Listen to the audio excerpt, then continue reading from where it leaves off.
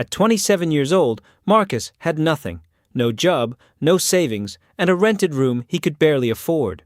In his mind, a quiet voice kept repeating the same thought: maybe this is just who you are.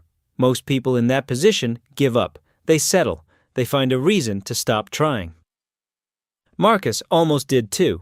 But one night, one single decision changed the entire direction of his life.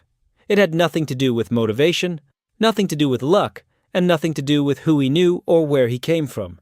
It had everything to do with discipline. This is his story. Marcus grew up in a small city where big dreams felt like a luxury. His father worked a factory job for 30 years, and his mother cleaned offices at night. They weren't poor, but they were tired. That tiredness was the only thing Marcus ever saw modeled for him while growing up. Still, Marcus believed he was different. He was smart and ambitious. At 24, he landed a decent job, started making money, and thought to himself, "I made it." But the truth was, he hadn't built anything. He was just riding the wave. On the morning of his 27th birthday, Marcus sat at the edge of his bed and looked at his phone. As he scrolled through social media, he realized something painful. Everyone he grew up with seemed to be moving forward. People were getting married, starting businesses, building families, and creating lives. Meanwhile, he was still sitting in the same rented room, waiting for something to change. That was the moment everything became clear. That night, Marcus opened a notebook and wrote a single sentence. "I will not let how I feel decide what I do." That was the entire plan. He didn't create a complicated strategy. He didn't buy courses or read stacks of books. He made one decision: that his actions would no longer be controlled by his emotions. The next morning, he woke up at 6 o'clock. He didn't feel like it, but he did it anyway. He applied for 3 jobs. He didn't feel confident, but he did it anyway. He went for a 20-minute walk around the block. It felt embarrassing, like it didn't matter at all, but he did it anyway. Day 2 looked the same. Day 5 looked the same. By day 10, something strange happened. Marcus stopped waiting to feel ready. He simply started moving. This is what most people misunderstand about discipline. In the beginning, it doesn't feel powerful. It feels pointless. It feels small and almost ridiculous. You wake up early and wonder what difference it makes. You apply for jobs that may never respond. You do small habits that seem meaningless.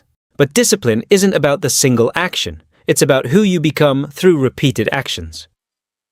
Marcus wasn't building a career yet. He was building himself. The process wasn't easy. There were days Marcus applied to 12 jobs and received 0 replies. Days he woke up early and sat quietly, wondering if any of it was actually working. His friends told him he was being dramatic. They said, "Just relax. Something will come up." But Marcus had already tried relaxing for an entire year. Nothing came up then. Nothing changes when you stay still. So he kept going.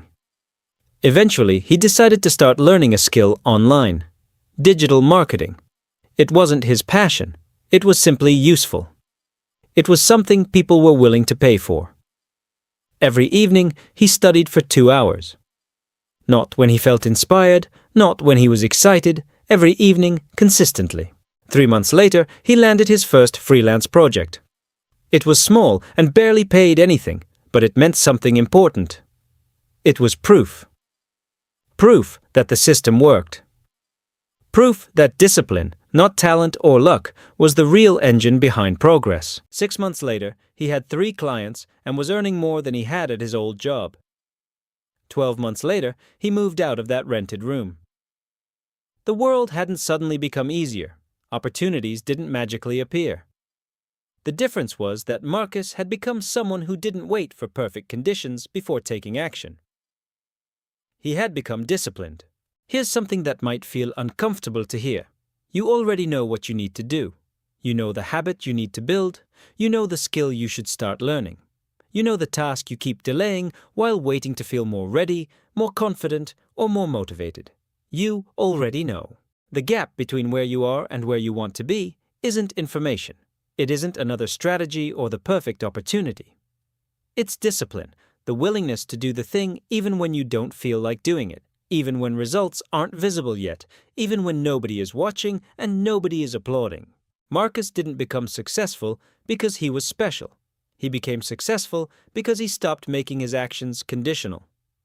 I'll work hard when things get better. I'll stay consistent when I feel more motivated. I'll start when the time is right. Those are the most dangerous sentences a person can live by. The truth is, the time will never feel perfect. Motivation will never stay forever. Conditions will never be ideal, but you can choose to be consistent right now with what you have and where you are. That choice, more than anything else, is what builds a life worth having. Marcus's story isn't unique. Versions of it exist in every city, every country, and every background.